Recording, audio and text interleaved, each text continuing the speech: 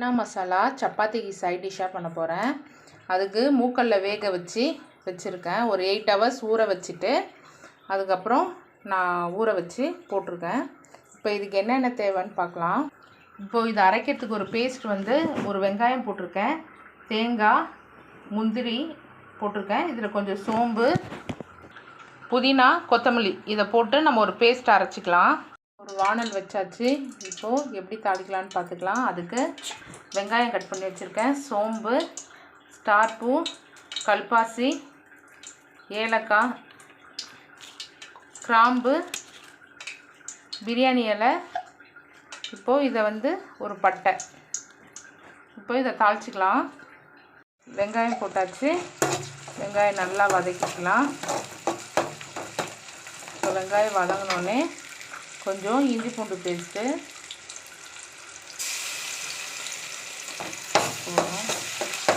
இப்போ நல்லா வதக்கலாம். இதுக்கு தக்காளி நான் க்ரஷ் பண்ணி இது பண்ணியிருக்கேன், மேஷ் பண்ண மாதிரி இது பண்ணியிருக்கேன். இது சீக்கிரம் குழஞ்சிடும். ஃபுல்லாக பேஸ்ட்டாக அரைக்காமல் ஒன்றும் பாதியமாக க்ரஷ் பண்ணி வச்சுருக்கேன். ஸோ இதை ஆட் பண்ணிக்கலாம். தக்காளி போட்டாச்சு. தக்காளி போட்டு நல்லா வதக்கிக்கலாம்.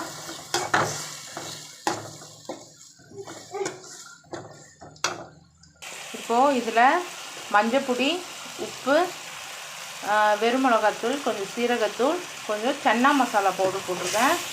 இப்போது நல்லா வதக்கிக்கலாம்.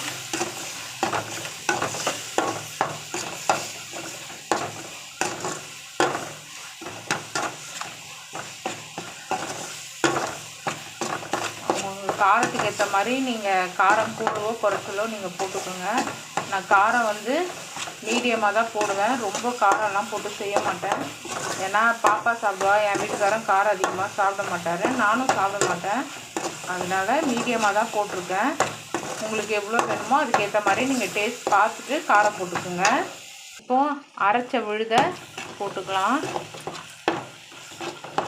இது நீங்கள் சப்பாத்தி, பூரி, ரைஸில் கீ ரைஸு, தேங்காய் பால் சாதம் இது கூட எல்லாத்துக்குமே இந்த கிரேவி வச்சு சாப்பிட்லாம், நல்லாயிருக்கும். இப்போது நல்லா மிக்ஸ் பண்ணியாச்சு. இது ஒரு 2 நிமிஷம் இது பண்ணிவிட்டு அந்த எண்ணெய் விடுறப்போ நம்ம வேக வச்ச சன்னாவை அதில் போட்டுக்கலாம்.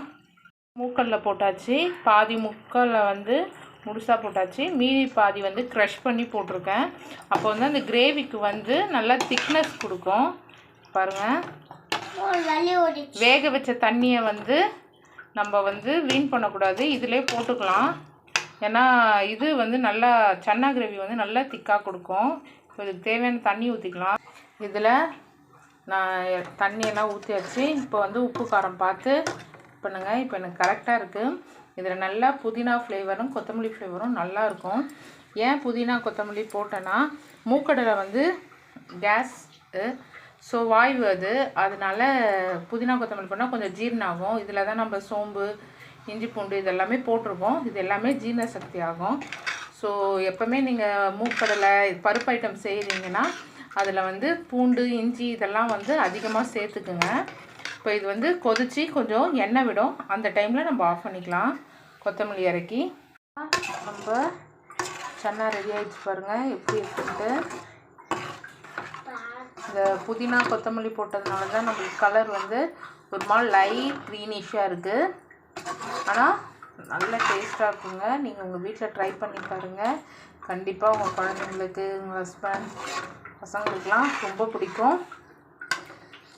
நீங்களும் உங்கள் வீட்டில் ட்ரை பண்ணிவிட்டு எனக்கு கமெண்ட் பண்ணுங்கள், லைக் பண்ணுங்கள், ஷேர் பண்ணுங்கள், சப்ஸ்கிரைப் பண்ணுங்கள். பாய் ஃப்ரெண்ட்ஸ், நம்ம நெக்ஸ்ட் வீடியோவில் பார்ப்போம்.